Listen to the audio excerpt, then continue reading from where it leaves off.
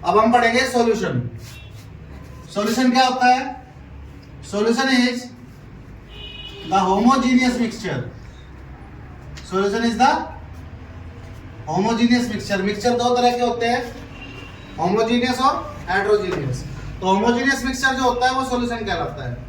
ठीक है, homogeneous mixture of to और मोर कंपोनेंट, दो या दो से ज्यादा कंपोनेंट का जो होमोजीनियस मिक्सचर होगा वो कहलाएगा सॉल्यूशन। ठीक है, होमोजीनियस मिक्सचर ऑफ टू और मोर कंपोनेंट। किसी भी सॉल्यूशन के अंदर दो चीजें होंगी, सोल्यूट, सोलवेंट। सोल्यूट वो होगा जो किसी के अंदर डिसॉल्व होगा, या फिर ये कह सकते हैं लेस अमाउंट में होगा। सोलवेंट वो होगा जो लार्ज अमाउंट में होगा, जिसके अंदर कोई चीज डिसॉल्व होगी। तो इसके हिसाब से सोल्यूट और सोलवेंट के हिसाब से सॉल्यूशन की टाइप्स आती है। सबसे पहला आता है कौन सा? Binary solution. Binary solution, binary solution वो सॉल्यूशन होता है जिसमें दो कंपोनेंट हो। दो कंपोनेंट बोले तो एक सोल्यूट और एक सोलवेंट। जिसमें एक सोल्यूट और एक सोलवेंट हो वो कहलाएगा बाइनरी सॉल्यूशन। दूसरा आएगा टर्नरी सॉल्यूशन। टर्नरी सॉल्यूशन वो सॉल्यूशन होगा जिसमें तीन कंपोनेंट होंगे, और इन तीन कंपोनेंट में क्या होगा? दो तो सोल्यूट होंगे और एक सोलवेंट। ठीक है, दो सोल्यूट होंगे और एक सोलवेंट होगा। इसके बाद आएगा क्वांटनरी। क्वांटनरी वो होगा जिसके अंदर चार कंपोनेंट होंगे, तीन सोल्यूट होंगे और एक सोलवेंट होगा। यहां से एक बात क्लियर हुई हमारी कि solvent is always single, solute में भी वन और मोर। सोल्यूट कितने भी हो सकते हैं, सोलवेंट हमेशा एक ही मिलेगा। ठीक है, इसके अलावा भी सॉल्यूशन बहुत तरह के होते हैं, जैसे एक्वस सॉल्यूशन। एक्वस सॉल्यूशन वो सॉल्यूशन होता है जिसमें water as a solvent use हो। ठीक है, क्या हो? जिसमें वाटर एज सोलवेंट, वाटर का यूज हो, सोलवेंट यूज हो, उसको बोलेंगे एक्वस। दूसरा आता है non aqueous. Non aqueous solution जिसमें वाटर एज सोलवेंट ना हो। ठीक है, एक्वस जिसमें वाटर सोलवेंट हो, नॉन एक्वस जिसमें वाटर सोलवेंट ना हो। एक आता है सैचुरेटेड।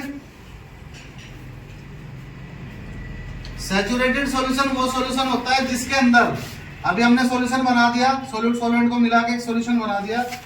इस सॉल्यूशन में अगर और ज्यादा सोल्यूट ऐड नहीं किया जा सके, मतलब सोलवेंट में जो सोल्यूट की सोल्युबिलिटी थी वो पूरी हो चुकी है और ज्यादा डिसॉल्व ना हो सके सोल्यूट, उसको बोलेंगे saturated.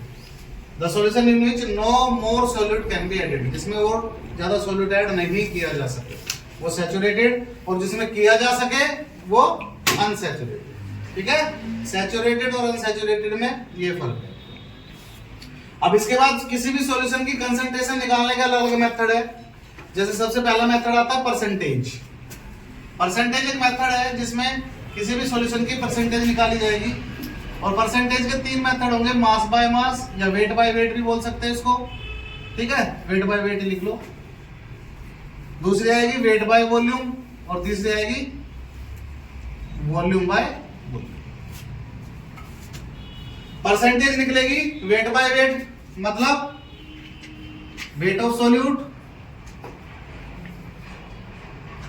Upon weight of solution, और परसेंटेज के लिए इनटू में वेट ऑफ सोल्यूट अपॉन में वेट ऑफ सॉल्यूशन इनटू 100। दूसरी है wait by volume. Weight by volume का मतलब क्या होगा? वेट ऑफ सोल्यूट होगा अपॉन में volume of solution into, and तीसरा क्या है? Volume by volume. इसमें क्या होगा? दोनों की वॉल्यूम होगी, volume of solute upon volume of solution into. ठीक है, तो परसेंटेज जो है वो तीन तरह से निकलेगी, weight by weight, weight by volume और volume by volume. Weight by weight में दोनों का वेट होगा, सोल्यूट का और सॉल्यूशन का। वेट बाय वॉल्यूम में वेट ऑफ सोल्यूट होगा, वॉल्यूम ऑफ सॉल्यूशन होगी, और वॉल्यूम बाय वॉल्यूम में दोनों की वॉल्यूम होगी। इसी तरह परसेंटेज को अगर हम मिलियन में निकाले, ये परसेंटेज हमेशा 100 में से निकलती है, अगर हम इसको मिलियन में निकाले तो ये कहलाएगा परसेंटेज, क्या कहलाएगा, ppm, पार्ट्स पर मिलियन। क्या कहलाएगा, पार्ट्स पर मिलियन। तो उस टाइम पे जो परसेंटेज है वो मिलियन में से निकलेगी। होगी तीनों यही, तीनों यही होगी, wait by weight, weight by volume, volume by volume, but ppm का मतलब है मिलियन। तो परसेंटेज किस में से निकलेगी, मिलियन में से। ठीक है, नेक्स्ट आता है mole fraction. Mole fraction, mole fraction का मतलब क्या, मोल का रेशियो। मोल फ्रैक्शन, फ्रैक्शन मतलब रेशियो, किसका रेशियो, मोल का रेशियो। मोल का रेशियो कहलाएगा मोल फ्रैक्शन। मोल फ्रैक्शन किसी भी सॉल्यूशन में आप सोल्यूट का भी निकाल सकते हो, सॉल्वेंट का भी निकाल सकते हो। मोल का रेशियो है सिंपल। तो लेट कर लिया मैंने, कोई सॉल्यूशन है, सोल्यूट ए है और सॉल्वेंट बी है, इसके नंबर ऑफ मोल्स Na मान लिए, इसके नंबर ऑफ मोल्स Nb मान लिए। नंबर ऑफ मोल्स तो पता होगा सबको, weight by mass, weight by mass number of moles होते हैं। इसका मोल फ्रैक्शन x है, इसका mole fraction Xb। Total solution के मोल्स कितने हो गए बेटा, Na प्लस Nb। तो मोल फ्रैक्शन, जिस कंपोनेंट का आपको मोल फ्रैक्शन निकालना है, आपको ए कंपोनेंट का मोल फ्रैक्शन निकालना है, तो इसका मोल फ्रैक्शन इक्वल टू होगा number of moles of that component, जिसका निकाल रहे हैं उसके number of moles Na upon total number of moles of solution. जिसका भी मोल फ्रैक्शन आप निकाल रहे हो उसके नंबर ऑफ मोल्स अपॉन में total number of moles of solution. तो सॉल्यूशन के मोल्स आ गए Na प्लस Nb। इसी तरह अगर Xb निकाले हम, तो इसके number of moles Nb upon total moles Na plus Nb।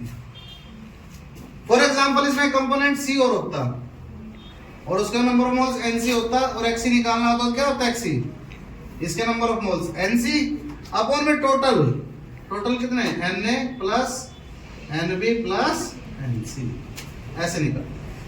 ठीक है, आपके सिलेबस में सिर्फ बाइनरी सॉल्यूशन है तो हम बाइनरी की ही बात करेंगे। एक बात का और ध्यान रखना, जितने भी मोल फ्रैक्शन आप निकालोगे उन मोल फ्रैक्शन का सम ऑलवेज इक्वल टू 1 रहेगा, क्योंकि टोटल 1 में से निकालेंगे, सॉल्यूशन 1 है। ठीक है, मोल फ्रैक्शन का जो सम रहेगा वो 1 रहेगा। इसके बाद नेक्स्ट प्रॉपर्टी आती है, सॉरी नेक्स्ट कंसंट्रेशन टर्म आती है मोलैरिटी। मोलैरिटी को कैपिटल M से डिनोट करते हैं और मोलैरिटी होती है number of moles of solute, number of moles of solute per litre of solution. 1 litre solution में कितने नंबर ऑफ मोल सोल्यूट के डले हैं, that is molarity per litre of solution. ठीक है, और वॉल्यूम जो रहेगी किसमें रहेगी, इन लीटर, लीटर में ले। अगर हम इसको वैसे लिखें तो फॉर्मूला क्या बनेगा, नंबर ऑफ मोल्स का W/M, और सॉल्यूट के लिए अगर मैं 1 मान तो W1/M1 हो जाएगा, अपॉन में वॉल्यूम, और अगर लीटर में लेना है तो डिवाइड में 1000। तो इसका फॉर्मूला ये भी बन गया W1/M1 इंटू में 1000 अपॉन V। ये आपका मोलैरिटी का फॉर्मूला बन गया। इसमें वेट सॉल्यूट का वेट है, मास सॉल्यूट का, नंबर ऑफ मोल्स सॉल्यूट के है ना, तो नंबर ऑफ मोल्स का फॉर्मूला वेट बाय मास, और वॉल्यूम आपके सॉल्यूशन। ठीक है, इसी से मिलता जुलता एक आता है मोलैरिटी। उससे पहले मैं आपको नॉर्मैलिटी करा देता हूं। नॉर्मैलिटी N से डिनोट करते हैं इसको, कैपिटल N से। इसमें क्या फर्क है, नीचे का सेम रहेगा पर लीटर ऑफ सॉल्यूशन, ऊपर नंबर ऑफ मोल्स की जगह क्या हो जाएगा, number of gram equivalent, number of gram equivalent of solute. ठीक है, नंबर ऑफ मोल्स की जगह क्या हो जाएगा, number of gram equivalent of the solute. अब आपको ग्राम इक्विवेलेंट नहीं निकालना आता, ग्राम इक्विवेलेंट निकालने से पहले आपको निकालना पड़ेगा इक्विवेलेंट वेट, और इक्विवेलेंट वेट का फॉर्मूला होता है molecular mass divide by charge. Charge बोले तो एसिडिटी या बेसिसिटी। जैसे फॉर एग्जांपल आपका सॉल्यूट जो है वो NaCl है, तो NaCl को ब्रेक करके देखना है, किसमें ब्रेक होगा वो, Na पॉजिटिव Cl। एसिडिटी देख लो या बेसिसिटी देख लो, मतलब पॉजिटिव चार्ज देख लो या नेगेटिव चार्ज देख लो, एक चार्ज कोई भी ले लो, बराबर होगा चार्ज, तो उससे डिवाइड कर देना मास को। इसका मास कितना होता है 23 और Cl का होगा 35.5, कितना होगा 58.5 हो गया। इसका इक्विवेलेंट वेट कितना आ गया 58.5 डिवाइड बाय 1 जो इस पे चार्ज है। अगर इसकी जगह हुआ है H2SO4, H2SO4 किसमें टूटेगा 2H पॉजिटिव SO4 नेगेटिव 2। इसका मोलर मास कितना होता है 98, तो इसका जो इक्विवेलेंट वेट आएगा 98/2 आएगा, क्योंकि इस पे चार्ज कितना है 2। जिस भी सॉल्यूट को आप लोगे वो ऐसे तोड़ के देखना है चार्ज कितना आ रहा है, उतने चार्ज से डिवाइड कर देंगे तो आपका बन जाएगा इक्विवेलेंट वेट। हमें यहाँ क्या चाहिए ग्राम इक्विवेलेंट, ये क्या निकला अपना इक्विवेलेंट वेट। अब ग्राम इक्विवेलेंट निकालने के लिए क्या करेंगे, वही फॉर्मूला जो नंबर ऑफ मोल्स में लगाया था, गिवन वेट अपॉन क्या होता था उसमें मॉलिक्यूलर मास, ग्राम इक्विवेलेंट आ जाएगा गिवन वेट अपॉन में इक्विवेलेंट वेट, जो भी आपने इक्विवेलेंट वेट निकाला है। ठीक है, देखो नंबर ऑफ ग्राम इक्विवेलेंट चाहिए, पहले उसके लिए निकालना पड़ेगा आपको इक्विवेलेंट वेट। इक्विवेलेंट वेट का फॉर्मूला होगा सॉल्यूट के लिए मॉलिक्यूलर मास डिवाइडेड में चार्ज, इक्विवेलेंट वेट आ गया, फिर ग्राम इक्विवेलेंट निकालो। ग्राम इक्विवेलेंट का फॉर्मूला होगा गिवन वेट जो क्वेश्चन में गिवन है वो अपॉन में जो इक्विवेलेंट वेट आपने निकाला है वो, ग्राम इक्विवेलेंट आ जाएगा उसमें आप पुट कर देना आपका आंसर। ठीक है, कोई दिक्कत इसमें आपका? यहाँ पे इसका एक डायरेक्ट तरीका भी है, मोलैरिटी और नॉर्मेलिटी में क्या रिलेशन है डायरेक्ट बताओ एक बार, क्या रिलेशन है बेटा?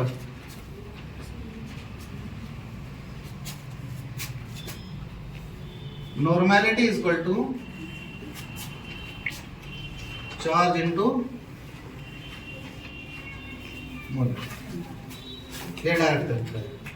अगर आपको नॉर्मेलिटी निकालनी है किसी भी सॉल्यूट की जो सॉल्यूशन में ऐड है, उसकी मोलैरिटी निकाल के उसको 4 से मल्टीप्लाई कर देना, नॉर्मेलिटी निकलेगा, सीधा फॉर्मूला। ठीक है, ये नॉर्मेलिटी थी। नेक्स्ट आपकी आती है molality. Molality small m, that is number of moles of solute, ये सेम रहेगा मोलैलिटी वाला, number of moles of solute नीचे हो जाएगा पर केजी ऑफ सोलवेंट, पर केजी ऑफ सोलवेंट, ये सोलवेंट में से निकलेगी। ठीक है, इसमें वॉल्यूम का कहीं जिक्र नहीं होगा, ये होगा number of moles of solute पर केजी ऑफ सोलवेंट। तो इसमें इसको नंबर ऑफ मोल्स को W1 अपॉन M1 मान लिया, अपॉन इसका हो जाएगा W2, तो ये बन जाएगा W1 upon M1 into 1000 upon W2। W2 किसका है सोलवेंट का है, W1 किसका है सोल्यूट। बस ये फर्क है मोलैरिटी और मोलैलिटी में, वहां पे यहाँ वॉल्यूम था, यहाँ पे सोलवेंट का वेट, बस इतना फर्क। ठीक है, मोलैलिटी को भी आप मोलैलिटी में चेंज कर सकते हो डेंसिटी लिख के। आपकी जो वैसे कंसंट्रेशन टर्म बहुत सारी होती है, फॉर्मेलिटी भी आती है, मास फ्रैक्शन भी आता है, बट आपके सिलेबस में यही है तो अभी मैं यही कराऊंगा आपको। अब इससे आगे चलते हैं नेक्स्ट टॉपिक पे, that is solubility. Solubility, solubility क्या होगी? तो सोल्युबिलिटी अलग अलग सॉल्यूट की अलग अलग होती है। जैसे हमने सॉलिड लिया है सॉल्यूट और लिक्विड लिया है सॉल्वेंट, तो कितना सॉल्यूट कितने ml सॉल्वेंट में मिक्स होता है, दैट इज द सोल्युबिलिटी। ठीक है, ये मान लो कोई हमने सॉल्वेंट ले लिया, वाटर ले लिया, वाटर में हमने NaCl शुगर डाल दिया, चलो कहोगे सर सॉल्ट डालते हर चीज में, शुगर डाल देते हैं, शुगर डाल दिया वाटर के अंदर, तो वाटर में शुगर मिक्स हो रहा है, मिक्स करने लग रहे हैं। 100 ml वाटर में, कितने में 100 ml वाटर में कितना शुगर ऐड होगा, दैट इज द सोल्युबिलिटी। हो सकता है 10 ग्राम हो सकता है 20 ग्राम हो सकता है 50 ग्राम हो, जितना मिक्स होगा दैट इज द सोल्युबिलिटी। ठीक है, और इसी सोल्युबिलिटी के ऊपर आपका बना हेनरीज लॉ। क्या बना? Henry's law. ठीक है, देखो हेनरी लॉ ने क्या कहा, इंपॉर्टेंट है, देख लेना।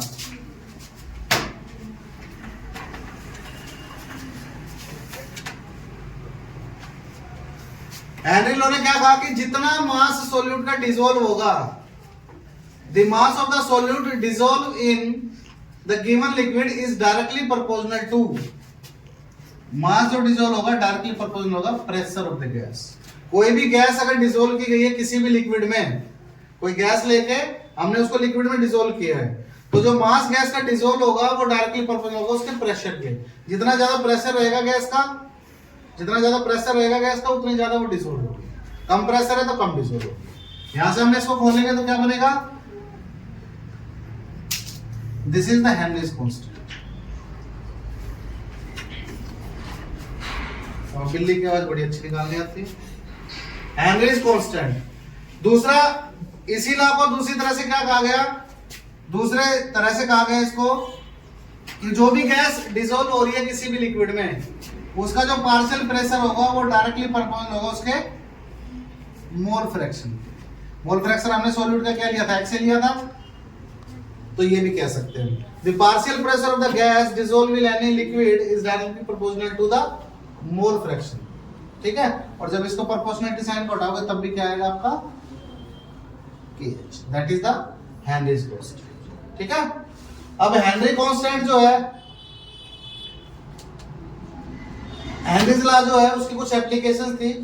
क्या एप्लीकेशन थी, सबसे पहले जो आपकी सॉफ्ट ड्रिंक कोल्ड ड्रिंक वगैरह होती है उसमें जो गैस डिसॉल्व की जाती है वो हेनरी लॉ पे ही बेस्ड होती है। आप देखोगे कोल्ड ड्रिंक का ऐसे ढक्कन खोलोगे तो गैस निकलती है, वो गैस हाई प्रेशर पे उसके अंदर डाली जाती है। जो स्कूबा डाइवर्स होते हैं वो भी अपने साथ सिलेंडर लेके चलते हैं, सिलेंडर में खाली ऑक्सीजन नहीं होता है। अगर खाली ऑक्सीजन होगा तो वो हमारी बॉडी में जाएगा, ऑक्सी हीमोग्लोबिन बना देगा, इसलिए कुछ मात्रा में नाइट्रोजन और हीलियम की मात्रा होती है उसके अंदर। तीसरा, जो हायर एल्टीट्यूड पे लोग रहते हैं, अब हायर एल्टीट्यूड पे जाएंगे तो वेपर प्रेशर कम होगा, वेपर प्रेशर कम होगा तो वो जो हायर एल्टीट्यूड पे लोग रहते हैं वो हमसे कम, मतलब दिमाग में भी कम होते हैं और शरीर में भी कम होते हैं। ठीक है, उनको एक रोग हो जाता है वहां रहने से, लेस जो वेपर प्रेशर है उसकी वजह से रोग हो जाता है, उसको बोलते हैं अनोक्सिया। जो हायर एल्टीट्यूड पे लोग रहते हैं उनको अनोक्सिया नाम की बीमारी होती है, उसकी वजह से वो मेंटली भी और फिजिकली भी हमसे लेस स्ट्रॉन्ग हो। ठीक है, ये हेनरी लॉ है। हेनरी लॉ को कौन कौन से फैक्टर अफेक्ट करते हैं, सबसे पहले नेचर, नेचर केमिस्ट्री में आपने पढ़ाई है, लाइक डिसॉल्व लाइक, अगर सेम नेचर के तो आसानी से डिसॉल्व होंगे। दूसरा, प्रेशर, प्रेशर बढ़ेगा तो सॉल्युबिलिटी बढ़ेगी, गैस डिसॉल्व कर रहे हैं तो प्रेशर हाई करना पड़ेगा, और अगर टेम्परेचर बढ़ गया तो आपने देखा होगा गर्मियों में कोल्ड ड्रिंक की बोतल अगर बाहर रख दे हम तो वो फूट जाती है, उसका कारण ये टेम्परेचर बढ़ गया तो गैस एक्सपेंड होना चाहती है, एक्सपेंड होने के चक्कर में वो बोतल को फाड़ देती है। तो प्रेशर हाई होना चाहिए, टेम्परेचर लो होना चाहिए, तभी आपका ये एप्लीकेबल है। ठीक है, वरना ये एप्लीकेबल नहीं है, ये इसकी लिमिटेशन भी मान सकते हो आप, इसकी लिमिटेशन भी। अब इसके बाद आता है मेन जो था रोल्स लॉ।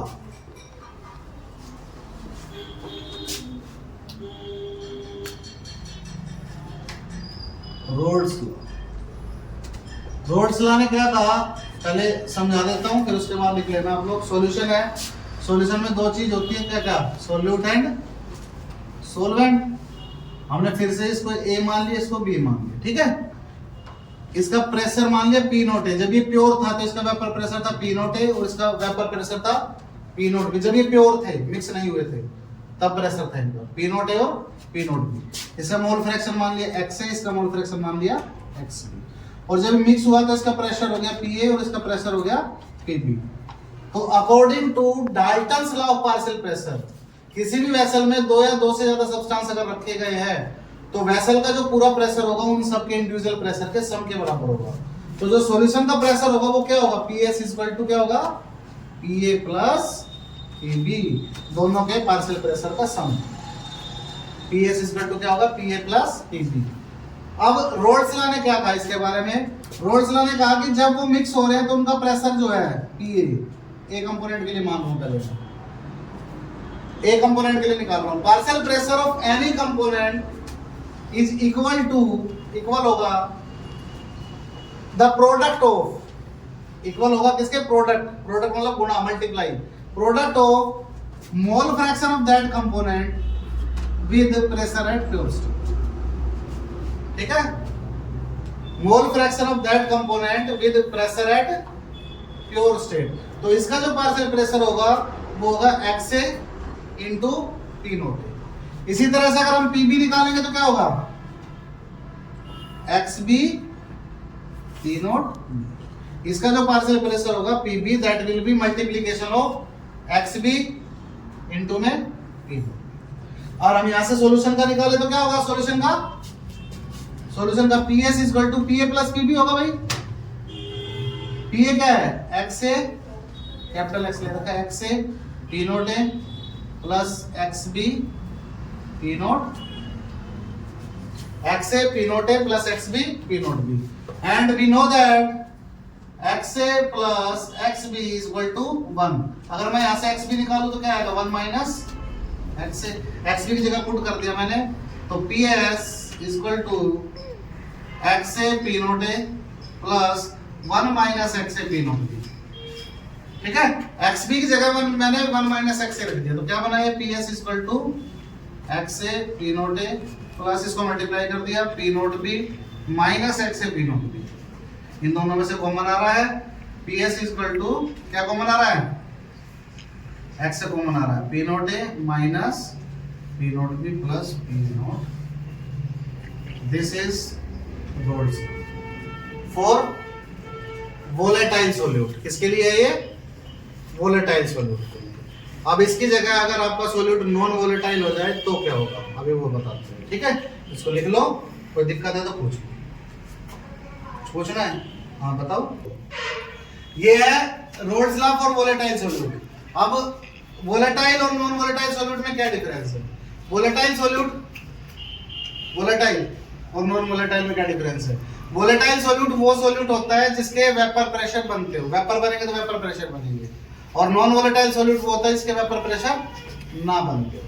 ठीक है, तो अगर हम यहाँ पे ये सोल्यूट हमने कौन सा ले लिया, नॉन वोलेटाइल ले लिया, कौन सा ले लिया, नॉन वोलेटाइल। तो अगर हम इसको नॉन वोलेटाइल ले लेंगे तो इसके वेपर प्रेशर नहीं बनेंगे, तो PA की वैल्यू क्या हो जाएगी, 0 हो जाएगी। PA की वैल्यू क्या हो जाएगी, 0।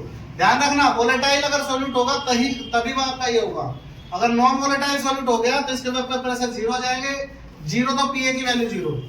मैम इधर देखिए, PA की वैल्यू 0, PA की वैल्यू 0 तो PS क्या बचा भाई, PA की वैल्यू 0 तो ये पूरा 0, तो PS इक्वल टू क्या था, PA प्लस PB था।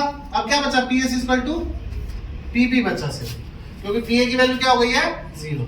अब PS की वैल्यू जो है वो PB हो गई है, तो जब इसकी वैल्यू इसमें रखेंगे तो PS equal to XB P naught भी रख दूं भाई मैं, क्योंकि X से तो 0 हो चुका है, X से P नोट 0 हो चुका है, तो PS equal to PB, PS equal to 1 minus X से रख दूं XB को, लिख सकता हूं XB को 1 माइनस X से P नोट B, मल्टीप्लाई करेंगे तो क्या बनेगा ये, P note B minus X से,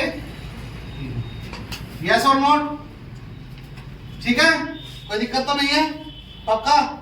या फिर आप इसको यहीं चेंज कर लो, एक ही बात है, इसको यहाँ के यहाँ चेंज कर लो, P नोट भी यहाँ चला गया, ये क्या बना, PS upon P note B equal to 1 minus X से माइनस के इधर आके प्लस हो गया और ये इधर आके माइनस हो गया, PS upon P note.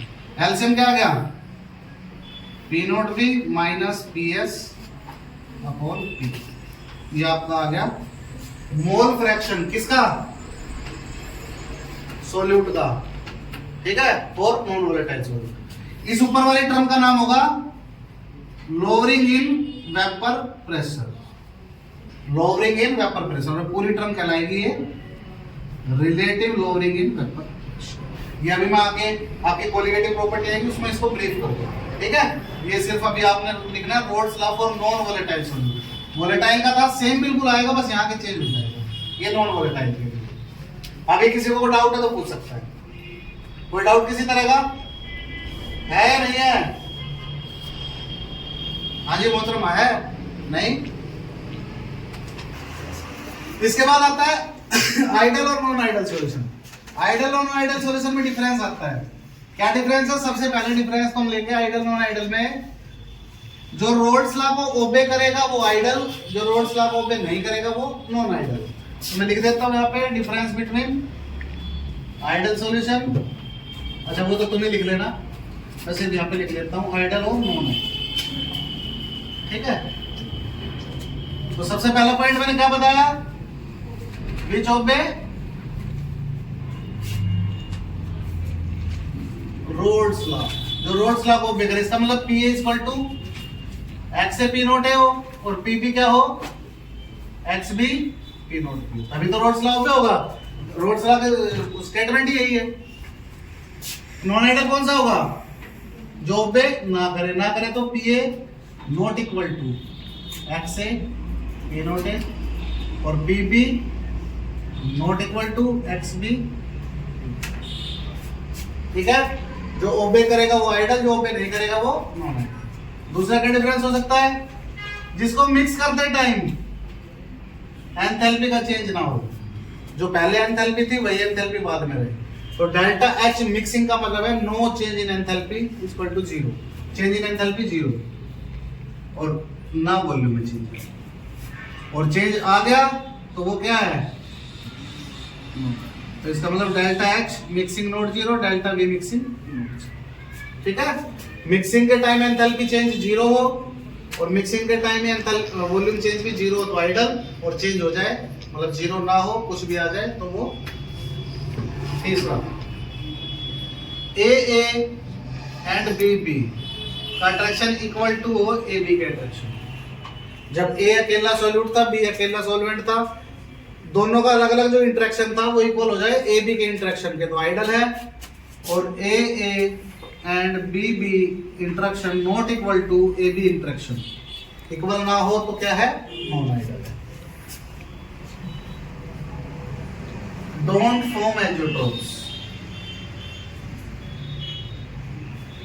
Idol solution azeotropes नहीं बनाते। अभी ये समझाऊंगा आगे कि एजियोट्रोप्स होता क्या है। और इसका थर्ड पॉइंट क्या, फोर्थ पॉइंट क्या आएगा, form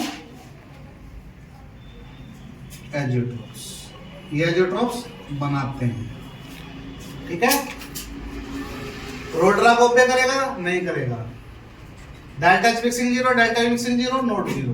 A and B B का interaction equal to A B interaction, A and B interaction not equal to A B. Don't form azeotrope, form azeotrope. अब देखो मैंने कहा x equal to Y equal to 5, x की वैल्यू कितनी हो गई 5, y की वैल्यू कितनी हो गई 5, और मैंने कहा x is not equal to 5, इसका मतलब क्या है, x की वैल्यू 5 नहीं है, 5 से कम हो सकती है, 5 से ज्यादा भी हो सकती है। ये एग्जांपल क्यों लिया मैंने, इसमें देखो p is equal to x से p नॉट a है, कंफर्म है। p not equal to x से p naught a, not equal, तो इसका मतलब इससे इक्वल नहीं है, या तो इससे ज्यादा या इससे कम है। इसी तरह से delta H mixing zero, not zero, not zero मतलब या तो ज्यादा है या कम है। A B B interaction equal to A B interaction, not, या तो ज्यादा या कम है। तो इसी के हिसाब से आपके दो तरह के डेविएशन बन गए, पॉजिटिव डेविएशन और negative deviation.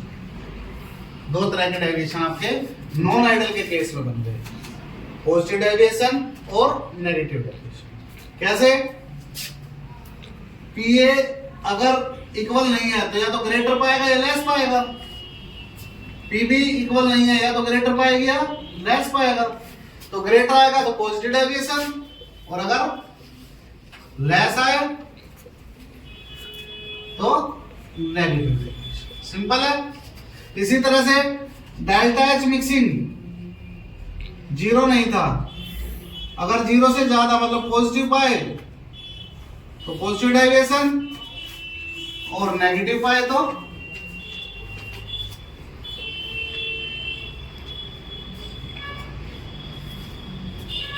Delta H mixing positive पाए तो पॉजिटिव डेविएशन, नेगेटिव पाए तो नेगेटिव डेविएशन। तीसरा A and B B contraction not equal to A B contraction के, ठीक है भाई। A and B B contraction ज्यादा हो AB के इंटरेक्शन से तो positive deviation, and AA and BB का इंटरेक्शन लेस हो AB के इंटरेक्शन से, लेस है तो नेगेटिव डेविएशन। चौथा पॉइंट था don't form azeotrope, form azeotrope. ये एजोट्रोप बना रहा था, यस बना रहा है, बट पॉजिटिव डेविएशन बनाता है मिनिमम बॉइलिंग एजोट्रोप, मिनिमम बॉइलिंग एजोट्रोप। कौन से बनाता है? मिनिमम। और नेगेटिव डेविएशन कौन से बनाता है? Maximum boiling azeotrope, maximum boiling azeotrope. ये दो डिफरेंस है आइडल नॉन आइडल में और पॉजिटिव नेगेटिव में। इनमें से एक डिफरेंस 2 या 3 नंबर में आ जाता है कई बार कि what are the differences between ideal non ideal solution या पॉजिटिव और नेगेटिव डेविएशन। ठीक है, क्लियर है? कोई डाउट तो नहीं है? कोई डाउट है तो पूछ लो, आगे कराऊं। अब देखो इसमें एक वर्ड आया बार बार एजोट्रोप्स, तो एजोट्रोप्स के बारे में बताएंगे। एजोट्रोप्स क्या होता है? आइडियल सॉल्यूशन का ग्राफ आता है इस तरह से। यहां पे हमने मान लिया x से 0 है और x भी 1 है, मतलब यहाँ पे आपका मोल फ्रैक्शन सॉल्यूट का 0, सॉल्वेंट का 1। यहाँ पे आपका XA 1 है और XB आपका 0।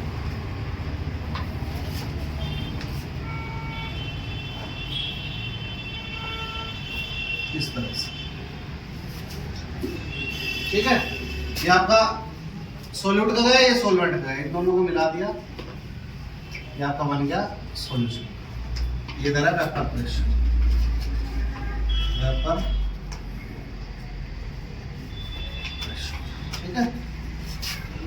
PS is equal to PA plus PB। ये किसका था? PA is equal to XA P naught है, PB is equal to XB। ये आइडल सॉल्यूशन के लिए। अब नॉन आइडल के लिए आएगा तो क्या आएगा?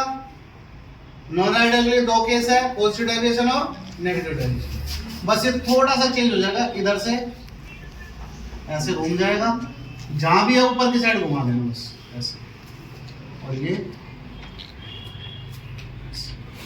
ठीक है। ये सीधी लाइन थी, इसको ऐसे घुमा। और नेगेटिव के लिए क्या करोगे? नेगेटिव डेविएशन के लिए क्या होगा? ग्राफ ये रहेगा सेम, बस अब की बार नीचे से ऐसे, ठीक है। पॉजिटिव के लिए ऊपर से गिरा था, नेगेटिव के लिए कहां से करोगे? नीचे से घूमो, जिसकी जो भी लाइन है उसके। ये ग्राफ आपका नेगेटिव डेविएशन, ठीक है। जो मेन था आपका उससे ही दोनों बन गए आपके। अपर साइड कर दोगे तो पॉजिटिव डेविएशन, लोअर साइड कर दोगे तो नेगेटिव। अब इसके बाद चलते हैं एजोट्रोप्स, जिसका बार बार जिक्र आ रहा है। एजोट्रोप्स क्या होता है? एजोट्रोप्स का दूसरा नाम होता है constant boiling mixture. Constant boiling mixture वो मिक्सचर जो डिस्टिल्ड ओवर हो विदाउट चेंज इन कंपोजिशन, मतलब the mixture which boils like the pure liquid. जो प्योर लिक्विड की तरह बॉइल करे उसको बोलेंगे एजोट्रोपिक मिक्सचर या कांस्टेंट बॉइलिंग मिक्सचर। अब एजोट्रोप मैंने बताया दो तरह के होते हैं, कौन कौन से? मिनिमम बॉइलिंग और मैक्सिमम। मिनिमम बॉइलिंग जैसे वाटर और आपका इथेनॉल का मिक्सचर लोगे, या क्लोरोफॉर्म और बेंजीन का मिक्सचर लोगे, वो आपका मिनिमम बॉइलिंग। मैक्सिमम बॉइलिंग में कौन कौन आएंगे? HNO3 और वाटर, ठीक है। तो ये एजोट्रोपिक मिक्सचर कौन सा मिक्सचर होगा? The mixture which boils like the pure liquid, जो distilled over without changing composition, that are the azeotropic mixture. उनको हम बोलेंगे एजोट्रोपिक मिक्सचर, ठीक है। अब मेनली आगे चलते हैं, जो इसमें सबसे मेन चीज है इस यूनिट की, दैट इज कोलिगेटिव प्रॉपर्टीज। कौन सी? Colligative properties. तो देखो कोलिगेटिव प्रॉपर्टीज क्या होता है, लिख लिया होगा। कोलिगेटिव प्रॉपर्टीज,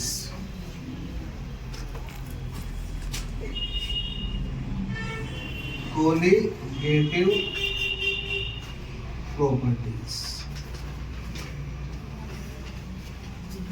हाँ जी, colligative.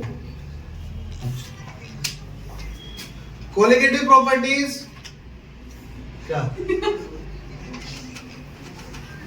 Colligative properties are the properties which depends upon the amount of solute. किस पे डिपेंड करे? सोल्यूट के अमाउंट पे डिपेंड करे। मोटर में लिख लो आप, फिर कहो कैसा रहेगा।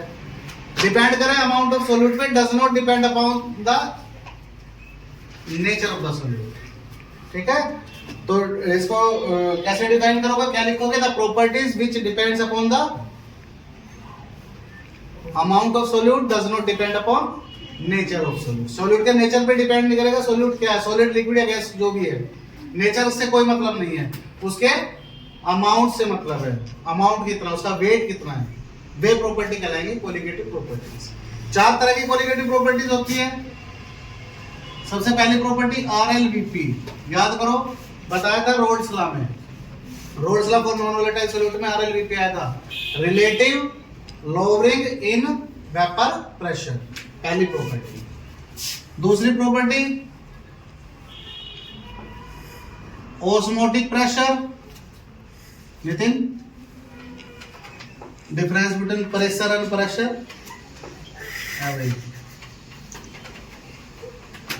पता होगा डिफरेंस तो? प्रेशर जो पाइप में आते हैं, प्रेशर जो डिफेक्ट आते हैं।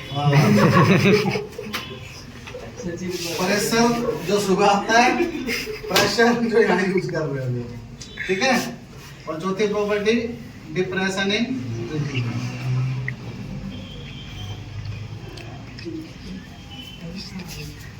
सब क्या आता है भाई? करना और क्या होता है? देखो 4 प्रॉपर्टी है, relative lowering vapour pressure, osmotic pressure, elevation in boiling point और डिप्रेशन इन फ्रीजिंग पॉइंट। तो सबसे पहले हम करेंगे relative lowering vapour pressure.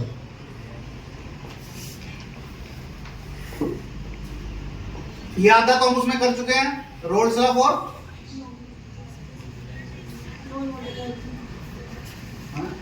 Roles law for non volatile solute में हम कर चुके हैं।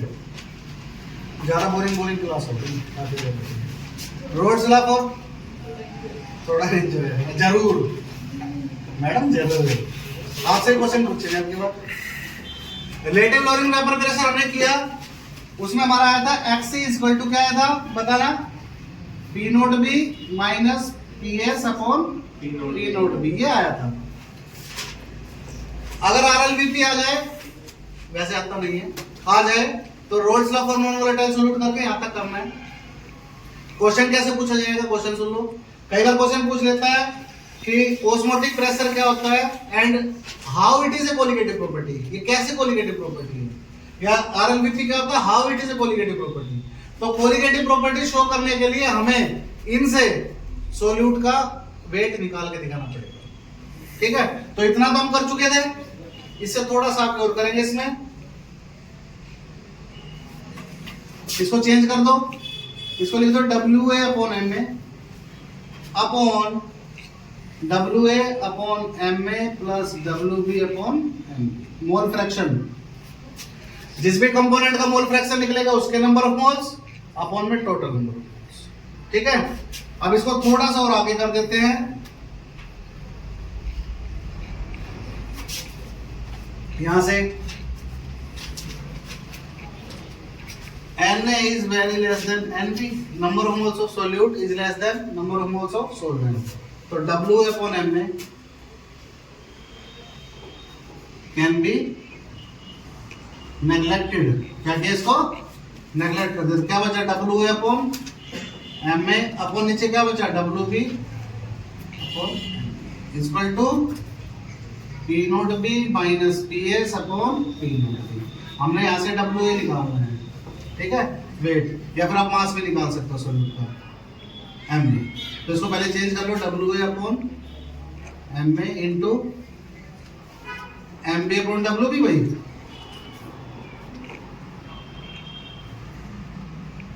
ये निकालना है, इसको इधर ले जाओ, बाकी सबको इधर ले जाओ। तो WA upon WB into MB, ये पलट के ऊपर आ गया। P note B minus PS is equal to M। This is the mass of solute by RLVP, relative loading in vapour pressure. ये आपका सोल्यूट का मास है। RLBP, ठीक है।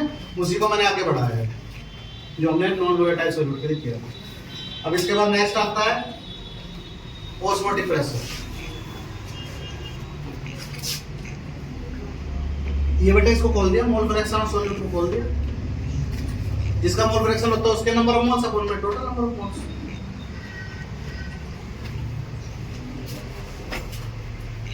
नेक्स्ट है इसमें ऑस्मोटिक प्रेशर, बड़ी ऐसी आ रही है।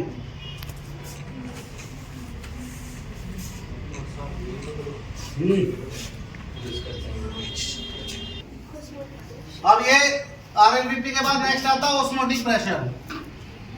ऑस्मोटिक प्रेशर RLBP आपकी हो चुकी है। तो ऑस्मोटिक प्रेशर में सबसे पहला आता है डिफ्यूजन और ऑस्मोसिस। डिफ्यूजन क्या होता है? सॉल्यूट लिया, सॉल्वेंट लिया, मिक्स कर दिया, डायरेक्ट मिक्स कर दिया सॉल्यूट और सॉल्वेंट को, प्रोसेस कहलाएगा डिफ्यूजन, ठीक है। सॉल्यूट और सॉल्वेंट को लिया और डायरेक्ट मिक्स कर दिया, डिफ्यूजन कहलाएगा। एक होगा ऑस्मोसिस। डिफ्यूजन में क्या है? डायरेक्ट मिक्सिंग हो रही है। ऑस्मोसिस में क्या होगा? बीच में SPM लगा देंगे, सेमी परमेबल मेम्ब्रेन। जब सेमी परमेबल मेम्ब्रेन लगाएंगे तो जो सॉल्वेंट मॉलिक्यूल है वो सॉल्यूशन की तरफ भागना शुरू कर देंगे। ये सॉल्यूशन है, इधर ये सॉल्वेंट, ठीक है। तो the net flow of solvent molecule towards solution, the net flow of solvent molecule towards solution through a semi permeable membrane is called osmosis. ये ऑस्मोसिस की डेफिनेशन है, लिख सकते हो क्या? दोबारा सुन लो, दोबारा नहीं, दोबारा इससे। The net flow of solvent molecules, solvent molecule का फ्लो करना किधर? टुवर्ड्स सॉल्यूशन, सॉल्यूशन की तरफ, थ्रू किसके थ्रू? Semi permeable membrane. अब देखो क्या हुआ, शकल देख के हंसी आ जाती कई बार। अरे रुक जा मेरे चांद, रुक जा। सॉल्वेंट मॉलिक्यूल का फ्लो सॉल्यूशन की तरफ, थ्रू सेमी परमेबल मेम्ब्रेन।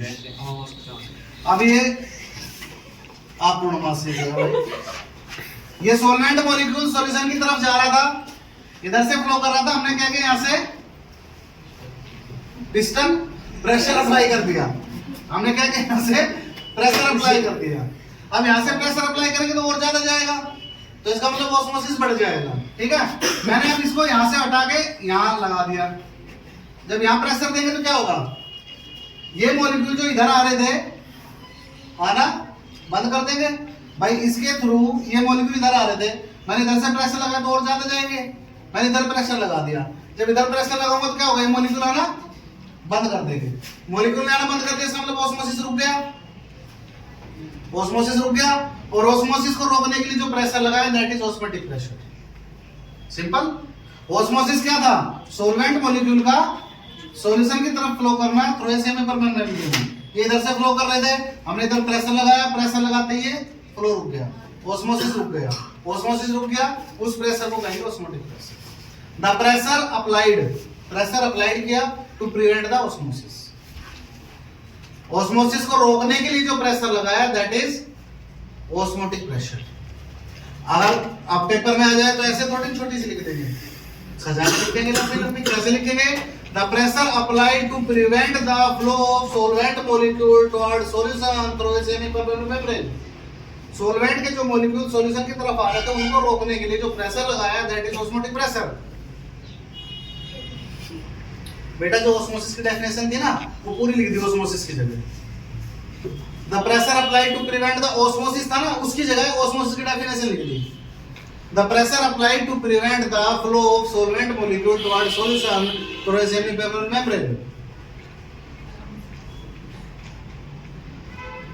द pressure applied to prevent the flow of solvent molecules, the low concentrated molecule towards high concentration molecules, solvent molecules towards solution through semi-permeable membrane.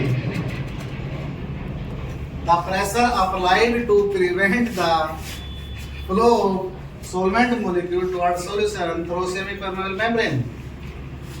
अब ये molecule इधर flow कर रहे थे, pressure लगा दिया, रुक गया, और ज्यादा प्रेशर लगाएंगे तो नितिन, और ज्यादा प्रेशर लगाएंगे तो ये जो रायता फैल जाएगा।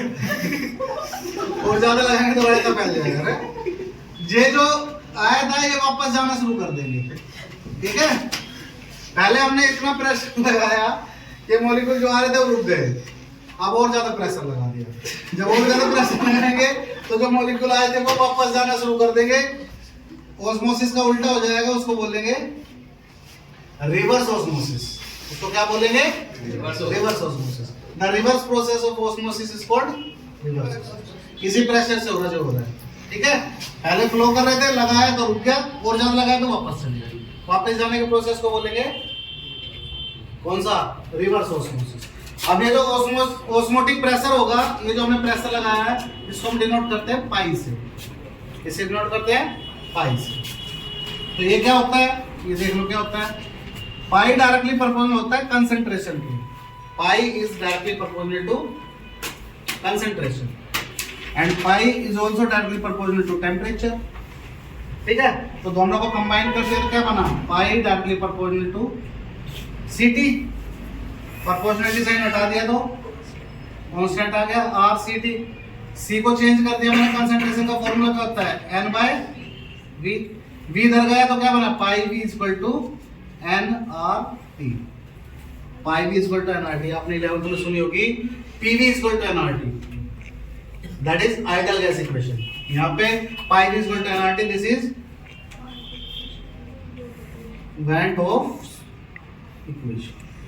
नेक्स्ट इक्वेशन का नाम है वेंट ऑफ इक्वेशन। ये आपकी ऑस्मोसिस और ऑस्मोटिक प्रेशर आ गया। एनआरटी ये इक्वेशन आ गई जिसका नाम है वेंट ऑफ इक्वेशन। अब इसमें क्वेश्चन और पूछ ले कि how it is a colligative property. तो कोलिगेटिव प्रॉपर्टी प्रूव करने के लिए हमें क्या करना पड़ता है? मास निकालना पड़ता है। अब मास किससे निकालोगे? इससे तो मास निकलने से रहा, इससे भी नहीं निकलेगा, इससे भी नहीं, इससे एन को चेंज कर लो।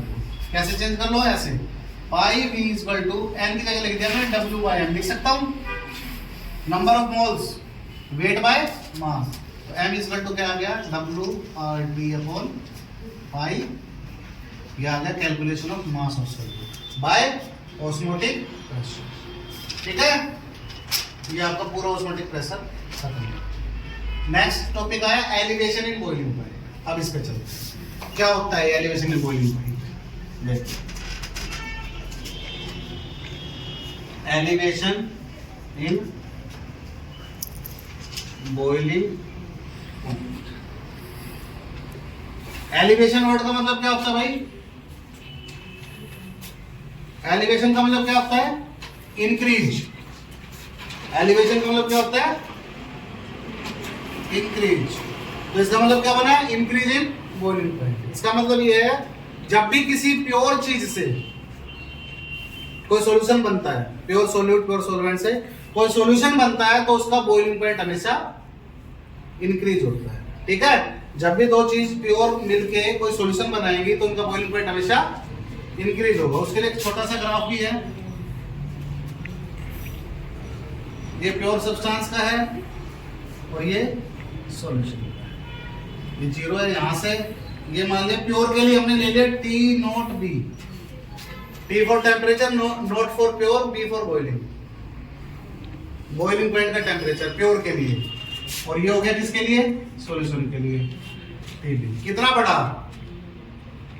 प्योर से सॉल्यूशन बना तो बॉइलिंग पॉइंट बढ़ गया। पहले इतना था, अब इतना हो गया। कितना बढ़ा? That is elevation in boiling point. Delta TB equal to क्या हो गया? TB minus TB. Delta TB कहलाएगा आपका एलिवेशन इन बॉइलिंग पॉइंट, ठीक है। जब किसी प्योर चीज से कोई सॉल्यूशन बना तो उसका बॉइलिंग पॉइंट बढ़ गया। बढ़ गया कितना बढ़ गया? टी नोट भी था, टीबी हो गया, तो वो चेंज कहलाएगा आपका elevation in boiling point, delta TB. और डेल्टा टीबी डायरेक्टली प्रोपोर्शनल होगा एम। एम बोले तो मोलैलिटी। किसके? मोलैलिटी। प्रोपोर्शनलिटी से हटाएंगे तो क्या आएगा? कांस्टेंट आएगा, दैट इज के बी। कांस्टेंट का नाम क्या है?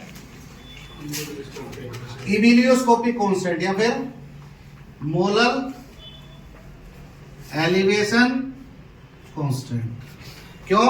मोलर ये रहा, एलिवेशन ये रहा, मोलर एलिवेशन के बीच का कांस्टेंट है, इसलिए इसका नाम है मोलर एलिवेशन कांस्टेंट। ठीक है, मोलर एलिवेशन कांस्टेंट, मोलर और एलिवेशन के बीच का कांस्टेंट। और किसी भी कांस्टेंट की डेफिनेशन बनानी है तो क्या करते हैं केमिस्ट्री में, उसके साथ जो भी मल्टीप्लाई डिवाइड होता है उसको 1 कर देते हैं। ठीक है, किसी कांस्टेंट की डेफिनेशन बनानी हो तो उसके साथ जो भी चीज है उसको 1 कर दो। इसके साथ क्या है, मोलरिटी, उसको क्या कर दिया 1, तो क्या बन गया delta TP equal to KB का क्या नाम है, मोलर एलिवेशन कांस्टेंट। इसकी डेफिनेशन बन गई अब, molar elevation constant is equal to किसके, क्या था ये, elevation in boiling point. Molar elevation constant is equal to elevation in boiling point, कब, when the molarity of the solution is taken as unit. या 1, ठीक है, molar elevation constant is equal to elevation in boiling point, जब, कब, when molarity of solution is taken as unit. अच्छा, अगर इसके बाद ये कह दे भाई ये चलो आपका हो गया, इसको शो करोगे कोलिगेटिव प्रॉपर्टी है, मोलरिटी है, तो फॉर्मूला रखना पड़ेगा, फॉर्मूला रख लो, delta TB equal to KB into molarity का फॉर्मूला बताओ, W1 upon M1 into W2 into, ये था number of moles of solute upon में वेट ऑफ सॉल्यूट। अब हमें ये निकालना है तो इसको इधर ले गए, M1 equal to KB W1 into 1000, नीचे क्या आ गया डेल्टा TB इनटू, ये calculation of mass of solute bye elevation in volume.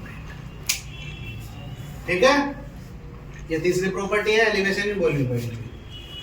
कोई डाउट है तो पूछ लो मिताली राज, कोई डाउट नहीं, पक्का, भगवान के कसम। नेक्स्ट प्रॉपर्टी आती है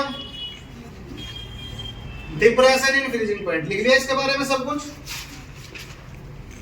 नेक्स्ट प्रॉपर्टी आती है डिप्रेशन, इसी में समझा दूंगा मैं,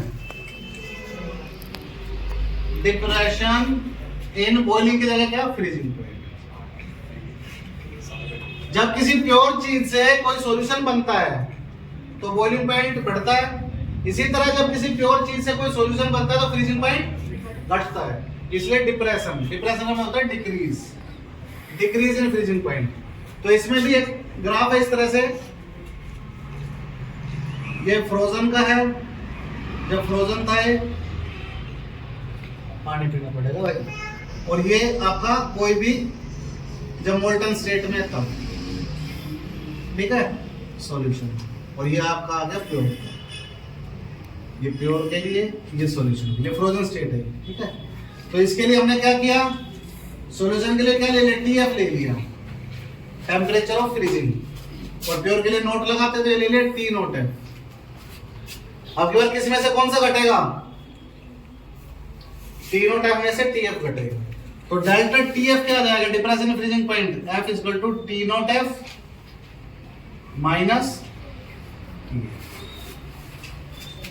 ये आ जाएगा, बस ये चेंज है इसमें। अब इससे आप ये देखो, इससे आगे कुछ नहीं करना, जहां भी B है, बॉइलिंग है, वहां पे फ्रीजिंग कर दो, बाकी पूरा सेम।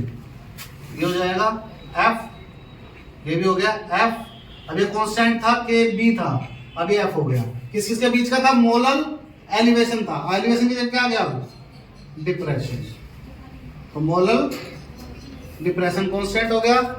जब मोलरिटी को 1 कर दोगे तो molar depression constant is equal to depression in freezing point when the molarity of solution is taken as unit. जहां भी B है वहां पे F कर दो, बाकी पूरा सेम, कोई चेंज नहीं, सेम है। जहां भी B दिख रहा था वहां F कर दिया, मोलर एलिवेशन कांस्टेंट या डिप्रेशन कांस्टेंट हो गया, पूरा सेम हो गया, ठीक है। ये आपका depression freezing point last colligative property था। उसके बाद एक छोटा सा टॉपिक और बच गया, वो भी अभी साथ साथ कर लेते हैं, और देख लो क्या है, हो गया सभी का, सेम है बिल्कुल, वो का वो है, कोई वो नहीं।